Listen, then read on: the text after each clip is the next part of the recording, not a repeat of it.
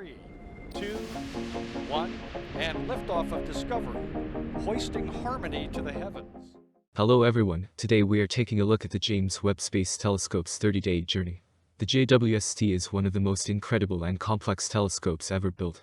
In order for it to reveal invaluable information about the universe and more, it not only needs to reach its destination, but also fully unfold and deploy without a single error. Multiple decades and billions of dollars have gone into this one piece of technology that is set to fold and launch on top of a rocket deep into space. However, the James Webb Space Telescope's job is just getting started once in space. After being launched, the JWST will complete a large list of necessary tasks over the next 30 days. Each of these helps not only unfold and prepare the telescope, but ensures it reaches the correct destination. In addition, every single part needs to go perfectly in order for Webb to work properly. With around 50 major deployments depending on how you categorize them and 178 release mechanisms, the JWST will be very busy over the first 30 days. Each day brings a new necessary action, release, or engine burn working towards the successful mission. In addition, there will be no option for humans to intervene and fix a problem if one presents itself. Here I will go more in depth into each step and process Webb will go through on the first 30 days after the launch. JWST background. Very soon the James Webb Space Telescope will take off into space. However, once out of the atmosphere, the large telescope still has a lot of work to do prior to being ready. Webb will launch on top of the ESA's Ariane 5 rocket, which is one of the most powerful launch vehicles, and more importantly one of the largest fairings. Currently, Webb is in Cahors, French Guiana at the ESA launch facility. When placed within the fairings of the Ariane 5, it will be in a very compact configuration and encapsulated. Webb has around a 1 million mile journey to L2. Over the course of this trip, the telescope will go through a number of deployments and more, in order to reach its destination, and be ready to start gathering information. I will go more in depth into some of the major deployments and general actions that JWST will go through in the first 30 days after launch. Each of these deployments is necessary and cannot go wrong in order for the James Webb Space Telescope to work properly. The 30 days after launch. Days 1 to 10. Starting at the beginning of the trip to L2, you have the initial launch, and the 1st to the 10th day of deployment. This stage hosts the majority of deployments throughout the long journey. The Ariane 5 has lifted off, and 27 minutes into the mission, the upper stage separates from the James Webb Space Telescope. Only 6 minutes later the solar array is deployed, automatically allowing Webb to generate its own power. 12.5 hours after launch there is a mid-course correction burn. This burn fine-tunes Webb's trajectory after launch, and the burn time depends on the Ariane 5 performance prior.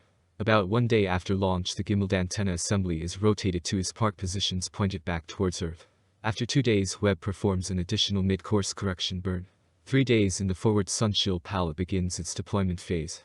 Soon after the aft sun shield pallet is deployed, before the 4th day when the deployable tower assembly or DTA is deployed. 5 days in the aft momentum flap is deployed to help offset some of the solar pressure. On the same day, the sun shield covers release, exposing the shield. On the 6th day both the port and starboard sun shield boom are deployed, which extends the shield out. The days 7 and 8 Webb works to tension the multiple layers of the sun shield. Finally, on day 10 you have the secondary mirror deployment. Days 11 to 24. While a large portion of Webb has been deployed by this time, it is not done yet. Starting on day 11 you have the aft instrument radiator deployment. 12 days after launch marks the start of the primary mirror deployment phase. Here the port primary mirror wing is deployed and latched in place. The next day the starboard primary mirror wing is deployed and latched. On day 13, if everything has gone according to plan, then Webb reaches a huge milestone. At this point, Webb is fully deployed 13 days after launch. From here the JWST still has a lot of work to do. For the next 2 weeks, Webb will travel to L2, at which point it will enter a large orbit around this specific spot. Now that the JWST is deployed, it's time to fine-tune different important aspects of the telescope. On days 15 through 24 after launch, Webb will go through many different individual mirror segment movements. This operation is a multi-day, multi-step activity to activate and move each of the telescope's 18 primary mirror segments. These are moved by 6 actuators that are attached to the back of each mirror piece. In addition, the primary mirror segments have another actuator designed for adjusting curvature. While all this happens, the telescope's tertiary mirror remains stationary. Days 25 to 30. At this point in the mission the main focus is on getting Webb to the correct orbit. While there are fewer steps in this process, it is still vital to the mission and the future of the JWST. One of the major steps in this time frame is the L2 insertion burn, which happens on day 29. This corrects any residual trajectory errors and adjusts the final L2 orbit. The JWST is launched on a direct path to an orbit around the second Sun-Earth Lagrange pointer L2. However, the telescope needs to make its own mid-course thrust corrections in order to get there.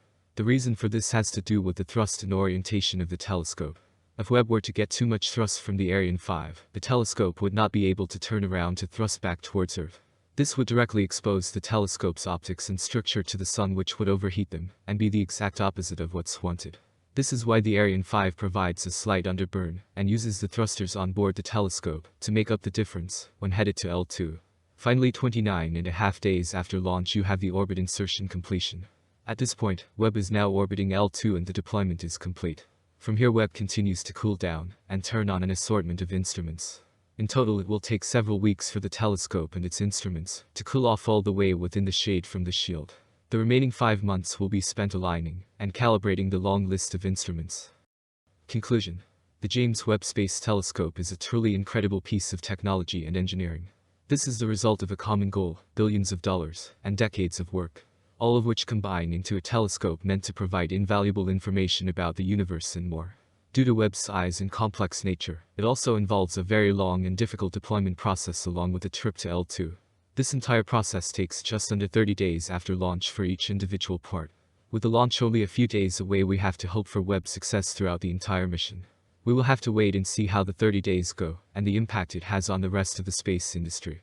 Thank you very much for watching.